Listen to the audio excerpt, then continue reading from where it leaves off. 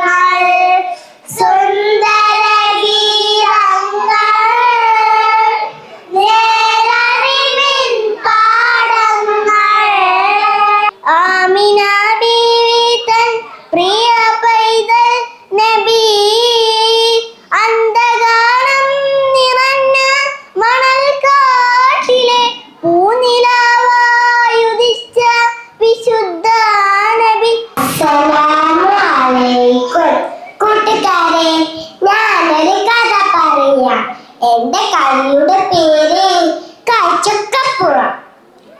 നമുക്ക് ഏറെ പ്രിയപ്പെട്ട നബി മൂസ നബി അലൈഹിസ്സലാം ഒരു ദിവസം തന്റെ വീട്ടിനെയും കൂട്ടി പണ്ഡിതനായ ഒരാളെ തേടി പുറപ്പെട്ടു. 2 പേരും നടന്ന് തളർന്നു. മൂസ അലൈഹിസ്സലാം പറഞ്ഞു, ഭക്ഷണം എടുക്കൂ. വയൽ 2 നദികൾ സംഗമിക്കുന്ന സ്ഥലമില്ലേ, അവിടെ വെച്ച് ഭക്ഷണത്തുള്ള വള്ളത്തിലേക്ക് ചാടി ഊളിയിട്ട് രക്ഷപ്പെട്ടു. കണ്ണിന്റെ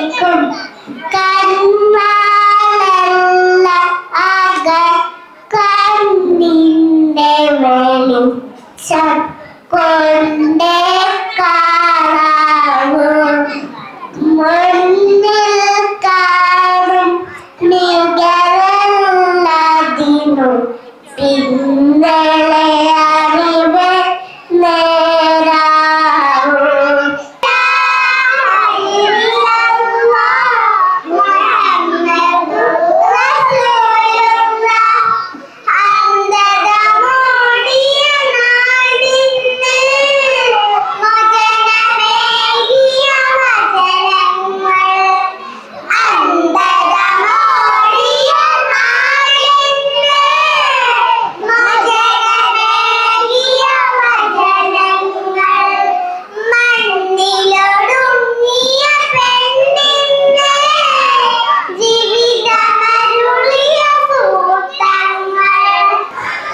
അവളുടെ കുട്ടികളുടെ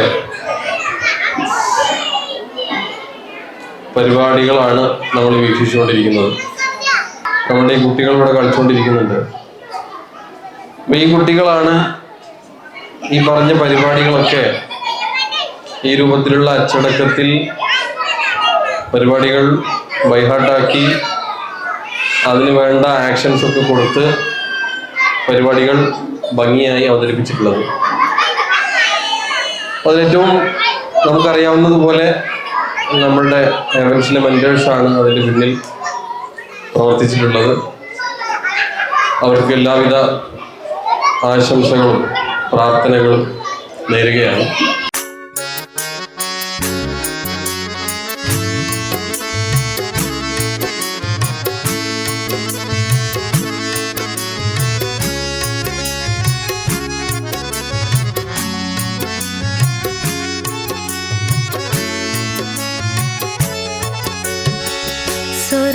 സ്വർഗത്തിൻ സ്വരമേളം സ്വപ്നം കാണാം സോദരേ, സ്വാഗതമോദാം വീടകത്തിലെ നായകര താരങ്ങളെ. സ്വർഗത്തിൻ സ്വരമേളം സ്വപ്നം കാണാം സോദരേ, സ്വാഗതമോദാം വീടകത്തിലെ നായകര താരങ്ങളെ. സ്വർഗത്തിൻ സ്വരമേളം സ്വർഗത്തിൻ സ്വരമേളം സ്വപ്നം കാണാം സോദരേ, സ്വാഗതമോദാം വീടകത്തിലെ നായകര താരങ്ങളെ. സ്വർഗത്തിൻ സ്വരമേളം. അസ്സലാമു അലൈക്കും. അഊദു ബില്ലാഹി മിനശ് ശൈത്വാനിർ റജീം. ബിസ്മില്ലാഹിർ റഹ്മാനിർ റഹീം. വസ്സമാഇ ദാത്തിൽ ബുറൂജ്. മേഖലാ ഫെസ്റ്റിലേക്ക് നമ്മളെ കുഞ്ഞുങ്ങളെ ഒരുക്കി കൊണ്ടുപോയ നമ്മുടെ മെൻറ്റേഴ്സ്, അവരെ ഞാൻ ഈ സന്ദർഭത്തിൽ ഒന്നുകൂടി അഭിനന്ദിക്കുകയാണ്. തീർച്ചയായും ഒരു പുതിയ തലമുറയെ ഒരു നല്ല ശിക്ഷണത്തിൽ ഇതിൻ്റെ എല്ലാം ആവശ്യകതയും ഒരു നല്ല സമൂഹത്തിൻ്റെ സൃഷ്ടിപ്പിനാവശ്യമായ തരത്തിലുള്ള വിജ്ഞാനങ്ങൾ നൽകിക്കൊണ്ട് ഈ ഖുർആൻ അറിയുന്ന കുട്ടികളെ, ഖുർആൻ അറിയുന്ന കൂടുതൽ ഹയർ എഡ്യൂക്കേഷനിൽ എത്തിച്ചുകൊണ്ട് ഖുർആൻ അറിയുന്ന എഞ്ചിനീയർമാരും ഖുർആൻ അറിയുന്ന ഡോക്ടർമാരും ഖുർആൻ അറിയുന്ന വക്കീലും ഇതൊക്കെ നമ്മുടെ സമൂഹത്തിൽ ഉണ്ടായിത്തീരേണ്ടതുണ്ട്. അത്തരം ഒരു കാഴ്ചപ്പാടിലേക്ക് നമുക്കിതിനെ വളർത്തി കൊണ്ടുപോകണം. അസ്സലാമു അലൈക്കും. എല്ലാവർക്കും സുഖമാണെന്ന് വിചാരിക്കുന്നു. അല്ലാഹു എല്ലാവർക്കും സന്തോഷവും സമാധാനവും ധാരാളമായി നൽകട്ടെ എന്ന് ആദ്യമായി പ്രാർത്ഥിക്കുന്നു. എന്തിനാ നിങ്ങൾ ഖുർആൻ പഠിപ്പിക്കുന്ന മക്കളെ? എന്തിനാ നമ്മൾ ഹിഫ്ദ് പഠിപ്പിക്കുന്ന മക്കളെ? ഇതോടെ പറഞ്ഞില്ലേ, ഇതിൻ്റെ തുടർച്ച വന്ന് ഷൗക്കത്ത് സാഹിബോട് സൂചിപ്പിച്ചു. വേണോ? ഈ വിള്ളലുണ്ടാകാൻ കാരണം എന്താ? ചുമരിൻ്റെ വിള്ളലാണ്. അപ്പം പിന്നെ ചുമരുമ്മൽ കുറേ പിടിച്ച് അവിടെയൊക്കെ പൊത്തി വെച്ചു. നോക്കുമ്പോൾ കുറച്ചുകൂടി താഴേക്ക് നോക്കിയപ്പോൾ എവിടെയുള്ളത്? അവിടെ അല്ല വിള്ളൽ തുടങ്ങിയത്, തറയെന്ന് തന്നെ തുടങ്ങിയിട്ടുണ്ട്. അപ്പം എന്ത് ചെയ്യേണ്ടി വരും? റീസ്ട്രക്ചർ എന്ന് പറയുന്ന യുവർ ലൈഫ് എന്ന് പറയുന്നൊരു കാര്യത്തിലേക്ക് നമ്മൾ പോകേണ്ടി വരും. ഉമ്മയും ഉപ്പയും ഉണ്ട്, പക്ഷേ അവർ രണ്ടുപേരും കണ്ടില്ല മകൾ വന്നിട്ടുണ്ട് എന്നത്. കുറച്ച് കഴിഞ്ഞപ്പോൾ മകൻ വന്നു. ഒരായി ഉമ്മയും ഉപ്പയും മകളും ഉണ്ട്, പക്ഷേ അവർ 3 പേരും കണ്ടില്ല മകൻ വന്നിട്ടുണ്ട് എന്ന്. 4ാമത് അയൽക്കാരൻ വന്നു. അപ്പോൾ 4 പേരും കോരാറുണ്ട്. അപ്പോഴാണ് മനസ്സിലായത് ഇവരൊക്കെ ഇവിടെ ഉണ്ട്, പക്ഷേ ആരും പരസ്പരം ഇതുവരെ കണ്ടിട്ടില്ല എന്ന്. കാരണം കയ്യിൽ എന്തുണ്ടായിരുന്നു? മൊബൈൽ ഫോൺ ഉണ്ടായിരുന്നു. അപ്പം നമ്മുടെ മുമ്പിൽ എന്താണ് ഇപ്പോൾ ഉള്ളത്? ബന്ധങ്ങളിൽ, സംസാരങ്ങളിൽ ഒക്കെ റെഡ്യൂസ് ചെയ്യാനുള്ള ഒരു ഡിവൈസ് നമ്മുടെ കയ്യിൽ കുടുങ്ങിയിട്ടുണ്ട്.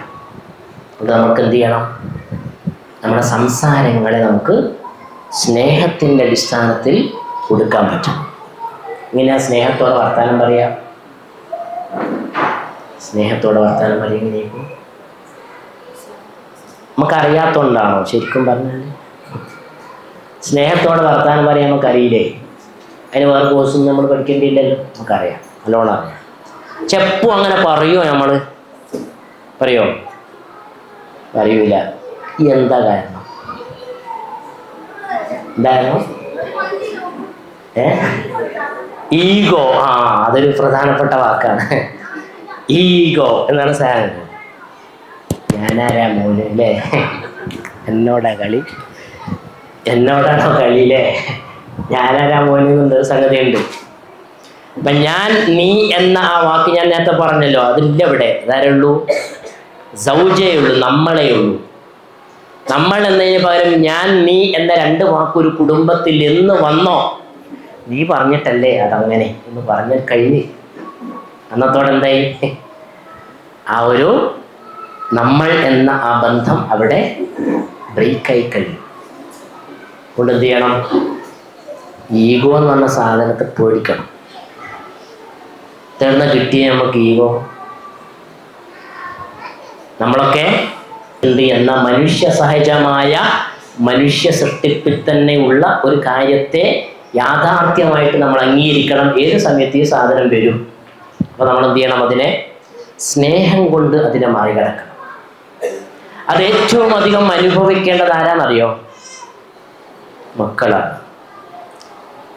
കൊടുത്താൽ കൂടുന്ന 2 കാര്യമേ ഉള്ളൂ. അതിലൊന്ന് അറിവും ഒന്ന് സ്നേഹവുമാണ്. പക്ഷെ നമ്മൾ കൊടുക്കാതെ പഠിപ്പിക്കാൻ നോക്കുന്ന 2 കാര്യമേ ഉള്ളൂ. എന്ത്? സ്നേഹം കൊടുക്കാതെ എന്നാൽ പഠിക്കട്ടെ എന്ന് വെച്ചു അല്ലേ? പറയേണ്ടതെന്നും പറഞ്ഞു കൊടുത്താൽ നമ്മളത് എവിടെ പ്രാക്ടീസ് ചെയ്യാണ്ട്? നോർമലി പുറത്ത് അല്ലേ? പുറത്തിറങ്ങിയാൽ നമ്മൾ മാക്സിമം എന്ത് ചെയ്യും? പരിക്കില്ലാണ്ട് വർത്തമാനം പറയാൻ നോക്കും. അകത്ത് വന്നാലോ? അപ്പൊ ബന്ധങ്ങളുടെ അടിസ്ഥാനം എന്തായിരിക്കണം? ഈ 3 കാര്യമായിരിക്കണം. ഒന്ന് വിശ്വാസം, ഒന്ന് സ്നേഹം, ഒന്ന് കാരുണ്യം. അതുകൊണ്ട് പരിഹാരം നോക്കിയിട്ട് എവിടെ പോകേണ്ട ആവശ്യമില്ല. ബീച്ചിൽ പോകണ്ട, വയനാട്ടിലേക്ക് ഓടണ്ട, വണ്ടർലയിലേക്കും വിസ്മയിലേക്കും ഫാമിലി ടൂർ. ഇവിടെ വന്നിട്ടോ ആ ഫാമിലിയിൽ അവിടെ ഒക്കെ ഉണ്ടായി അടിച്ചു പൊളിച്ചിന്. ഇവിടെ എത്തി തിരിച്ചെത്തുമ്പോഴത്തേക്കാലം കഴിഞ്ഞു. സ്നേഹം പ്രകടിപ്പിക്കാൻ എന്തൊക്കെയാണ് നമ്മൾ വീട്ടിൽ ചെയ്യേണ്ടത്? സംസാരത്തിൽ സ്നേഹം ഉണ്ടാവണം, സലാം പറയണം. എല്ലാവരും ദിവസവും കൈ പിടിച്ച് സലാം പറയുക കുടുംബത്തിൽ നടക്കുമോ? നടക്കണം. എവൻസും ഹാബിറ്റ്സും ഒക്കെ നമ്മൾ ഉണ്ടാക്കുന്നത് ഈ ഒരു സിസ്റ്റത്തെയും ഈ ഒരു കൾച്ചറിനെയും നമ്മുടെ കുടുംബാന്തരീക്ഷത്തിൽ ഉണ്ടാക്കണം. രണ്ടാമത് പുഞ്ചിരിക്കണം അല്ലേ? ദേഷ്യപ്പെടുമ്പോഴാണോ ചിരിക്കുക? സന്തോഷം ഉണ്ടാകുമ്പോഴാണോ ചിരിക്കുക? സന്തോഷം ഉണ്ടാവും അല്ലേ? അപ്പൊ സന്തോഷമുണ്ട് എനിക്ക്. പൂമുഖവാതിൽക്കൽ സ്നേഹം തുളുമ്പുന്ന പൂന്തിങ്കളാകുന്നു ഭാര്യ.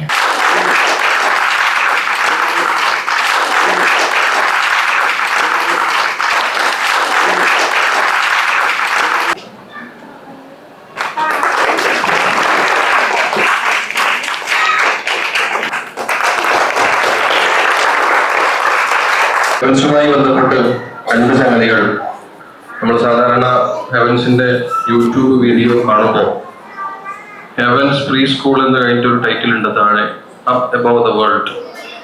ഈ ലോകത്തിന് മുകളിൽ നിൽക്കാൻ പ്രാപ്തരായിട്ടുള്ള കുട്ടികളായി തീരുക എന്നുള്ളതാണ് അതിന്റെ ഒന്നാമത്തെ ഉദ്ദേശം എന്ന് പറയുന്നത്. രണ്ടാമത്തത് let's walk ahead of the time എന്നുമുണ്ട്. നിങ്ങൾ ശ്രദ്ധിച്ചിട്ടുണ്ടോ എന്നറിയില്ല.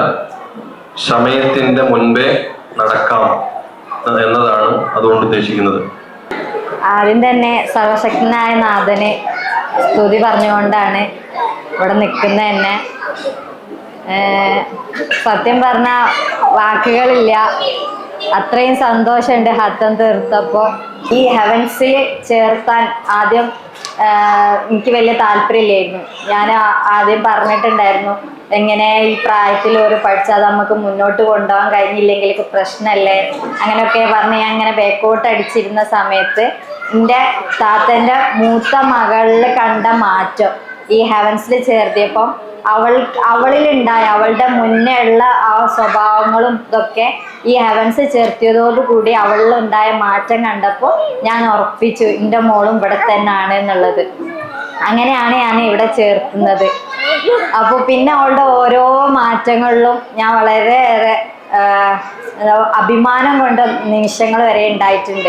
ഇപ്പം അടുത്ത് ഖുർആൻ ഓതുന്ന സമയത്ത് എനിക്കൊരു ഡൗട്ട് വന്നപ്പോൾ എൻ്റെ മകളാണ് എനിക്ക് പറഞ്ഞത്, എൻ്റെ അമ്മ അങ്ങനെയാണ്, ഇവിടെ എത്തുമ്പോൾ ഇവിടെ നിർത്തണം, പിന്നെ അതിന് പിന്നെ വേറെ ഒന്നിൽ നിർത്തി കഴിഞ്ഞാൽ കുറച്ച് നേരം നിർത്തണം, എന്നിട്ട് അടുത്ത സ്റ്റോപ്പ് തുടങ്ങേണ്ടത്. ഇവിടെ നിർത്താൻ പാടില്ല. കണ്ടില്ല, ബുക്ക് കാണിച്ചെന്ന് ബസ്സിന്റെ ഇതിലാണ് അവരെ പഠിപ്പിക്കുന്നത്. അവരൊരിക്കലും മറക്കൂല.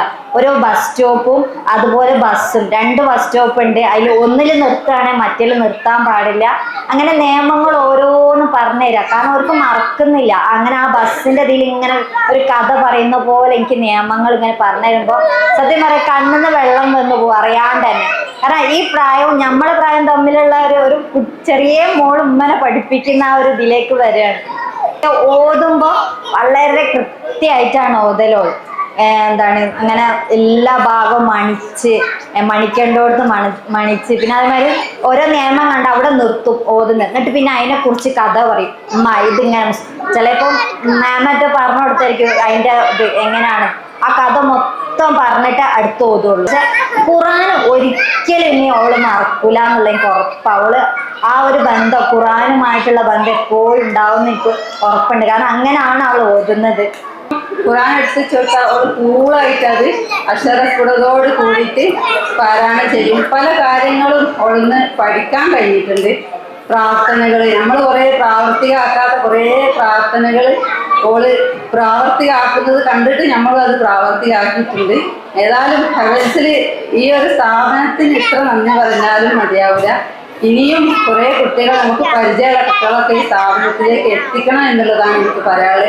എനിക്ക് തോന്നുന്നത് ഇതിനെ മാനേജിങ് കമ്മിറ്റിയോ മെമ്പേഴ്സോ ഒന്നും വിചാരിക്കുന്നതിനേക്കാളും ഏറ്റവും പ്രചാരകൾ ഇതിൻ്റെ പേരൻസ് തന്നെയാണ്. ഇപ്പം പേരൻസ് വിചാരിച്ചാൽ ഈ ഒരു സ്ഥാപനം കൂടുതൽ കുട്ടികളിലേക്ക് എത്തിക്കാൻ നമുക്ക് എല്ലാവർക്കും സാധിക്കും. ഇവിടെ ഈ സ്ഥാപനം ഇത്രമാത്രം പുരോഗതിയിലെത്തി എന്ന് പറയുമ്പോൾ തന്നെ വളരെ സന്തോഷമുണ്ട്. ഞാനൊരിക്കൽ ഇവിടെ ഒരു ഇൻസ്പെക്ഷന് വന്നിരുന്നു ഇതിൻ്റെ സ്റ്റാർട്ടിങ്ങിൽ. അന്ന് ഞാനും സുശീൽ സാഹിബാണ് അവിടെ വന്നിരുന്നത്. ഞങ്ങൾ രണ്ടാളും ഇൻസ്പെക്ഷൻ നടത്താൻ വന്നത് 2 കുട്ടികളെയുമായിരുന്നു. അന്ന് ഇവിടെ ഉണ്ടായിരുന്ന ലുബൈബ ടീച്ചർ വളരെയധികം പ്രയാസപ്പെട്ടിട്ട് പറഞ്ഞു, എന്താവും ഇതിൻ്റെ സ്ഥിതി ഇങ്ങനെ പോയാൽ എന്ന് ചോദിച്ചപ്പോൾ ഞങ്ങൾ പറഞ്ഞു, അതെല്ലാം ശരിയാവും ടീച്ചറെ, റെഡിയാവും, നിങ്ങൾ ധൈര്യമായിട്ട് ഇരിക്കുമെന്ന് പറഞ്ഞു. 3 കുട്ടികളാണ് ഉണ്ടായിരുന്നത്. അന്ന് 2 കുട്ടി മാത്രമേ പ്രസന്റ് ഉണ്ടായിരുന്നുള്ളൂ. ഒരു കുട്ടി അന്ന് ആബ്സെന്റും ആയിരുന്നു. അൽഹംദുലില്ലാ ഇപ്പോൾ ഇത്രമാത്രം ഇത് വികസിച്ചു, 2 ഡിവിഷനിലേക്ക് എത്തി എന്ന് പറയുമ്പോൾ വളരെ സന്തോഷകരം തന്നെയാണത്. കാരണം ഇവിടെയുള്ള പാരൻസ് രക്ഷിതാക്കള് വളരെ സന്തോഷത്തോടു കൂടി ഇത് കൈ നീട്ടി ഇത് സ്വീകരിച്ചു എന്നുള്ളതിൻ്റെ ഒരു വലിയ ഒരു അടയാളമാണ് നമ്മളിവിടെ കാണുന്നത്. ഇവിടെ സുശീൽ സാഹിബ് പറഞ്ഞു, അടുത്ത വർഷം മുതൽ ഇവിടുത്തെ മാനേജ്മെന്റ് ഹാബിറ്റ്സ് തുടങ്ങാൻ ആഗ്രഹിച്ചിരിക്കുന്നു എന്ന്. ഞാൻ പറയുന്നു, മുണ്ടുവഴിയുമായിട്ട് എനിക്ക് 972 മുതലുള്ള ബന്ധമുണ്ട്. അന്നുണ്ടായിരുന്ന ഇവിടെയുള്ള പഴമയിലുള്ള ആളുകളൊന്നും ഇപ്പോൾ ഇവിടെ കാണുന്നില്ല. അവരെല്ലാവരും അള്ളാഹുവിലേക്ക് യാത്ര ചെയ്യുക. അള്ളാഹുക്ക് എല്ലാവർക്കും അർഹമായ പ്രതിഫലം നൽകി അനുഗ്രഹിക്കുമാറാകട്ടെ. ഈ സ്ഥാപനം ഇങ്ങനെ വരുന്നതും ഉയർന്നതും കാണുവാൻ അവർക്ക് ഭാഗ്യം അവർക്ക് കിട്ടിയിട്ടില്ല. പക്ഷെ അവർ ഇട്ട വിത്ത് ഇവിടെ ഇപ്പോൾ മുളച്ചിരിക്കുകയാണ്. അതിനെ പടർന്ന് പന്തലിക്കുമാറാകട്ടെ. നമ്മൾക്കറിയാം, ഈ ഖുർആൻ പഠന രംഗത്ത് ഇവിടുത്തെ അധ്യാപകരും മാനേജ്മെന്റും ഈ ഒരു സ്ഥാപനം സ്ഥാപിച്ച് പ്രദേശത്തെ കുഞ്ഞുമക്കളിൽ ഖുർആനിൻ്റെ ഉള്ള താല്പര്യവും ഖുർആൻ പഠനവും ഒക്കെ വളർത്തിയെടുക്കുവാനുള്ള, അതോടൊപ്പം ആ കുടുംബങ്ങളിൽ ഒരു ഇസ്ലാമിക അന്തരീക്ഷം കൂടി കെട്ടി വാർത്തെടുക്കുവാനുള്ള ഒരു സംവിധാനം എന്നുള്ള നിലക്ക് ഇവിടുത്തെ മാനേജ്മെന്റും ടീച്ചേഴ്സും വിജയിച്ചിട്ടുണ്ട് എന്ന് തന്നെയാണ് എൻ്റെ അഭിപ്രായം.